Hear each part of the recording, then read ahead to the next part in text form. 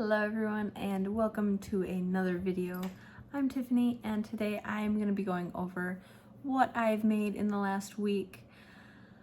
It's not as much as I would have liked it to be, unfortunately. If you saw my last video, you'll know why. I decided to make this lovely blanket. I'm inserting a picture because I no longer have it because the second I was done with it, I gifted it to my mother for Mother's Day.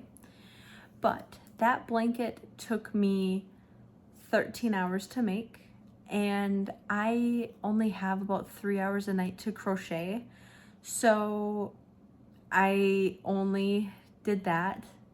I did make a couple other things, but I primarily only made that this week. It was a lot of work. I don't recommend. I made a whole video on it if you want to go check that out. Right there. But other weekly updates, I found Ribbler. I know I mentioned this in a previous video, but I found Ribbler and I love Ribbler. I've been on Ribbler like almost all day, every day. Not actually, but a lot. More than I care to admit. And on Ribbler, I discovered pattern testing. I have tested 2 patterns that I'm going to show you, and then I will link them in the description if you are interested. So yeah, I have a couple patterns, and then I've also got plans for the next video. We'll talk about that at the end of this video. But I also want to let you guys know that the last time I filmed a weekly makes, I filmed on a Monday. It is now Sunday. I think I'm going to film these every Sunday night just because it's going to be easier for me to get the video edited and uploaded in time, because last time was a little stressful. So they're changing that up, so I actually only have 6 days to make this.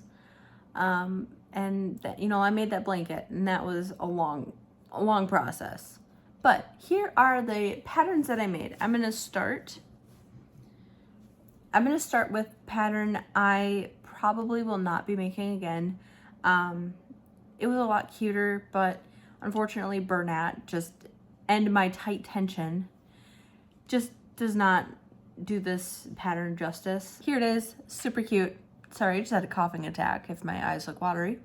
I liked the pattern on Ribbler, but my tight tension and Bernat don't mix, and it gave it a really pointy head, which I do not like. So unfortunately I will not be making this pattern again. But again, it is super cute on Ribbler, or if you have looser tension and you can like get the vision, super cute. I used Bernat. I think it's Quiet Pink. And then the hot pink is actually Yarn Bee. So I did mix those two. So I did mix those 2 brands, but yeah, I'm just not a fan, unfortunately. But that is the first pattern. I'm gonna mark this at $5 because it didn't turn out very cute. It's a little bit bigger than my typical $5 item. If it would have turned out cute, I think I would have done maybe $8 or $10, but if it didn't have such a pointy head. I was thinking maybe I could do like some hot pink feathers, but let me know what you think. This is the flamingo.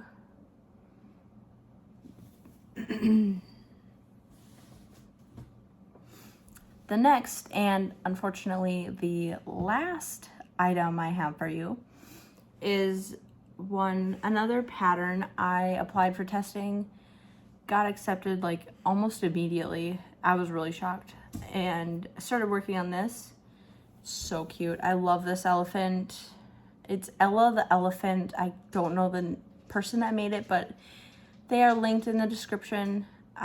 It is so cute. I love this pattern. It was so easy. It was a no-sew pattern, which is amazing. We love those. Back, I decided to give it blue sparkly eyes just for a fun pop of color.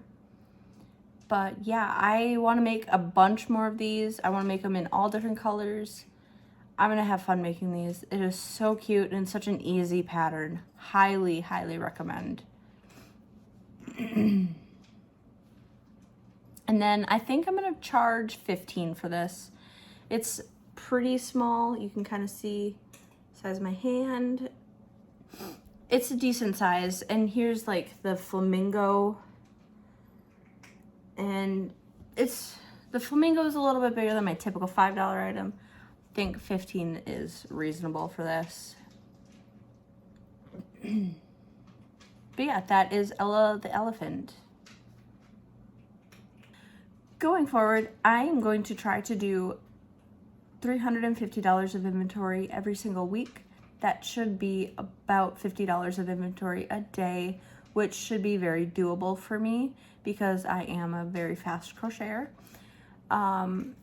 So I'm going to attempt that. Hopefully it goes well this week for me. I'm excited. I think I'll have more to show for these videos.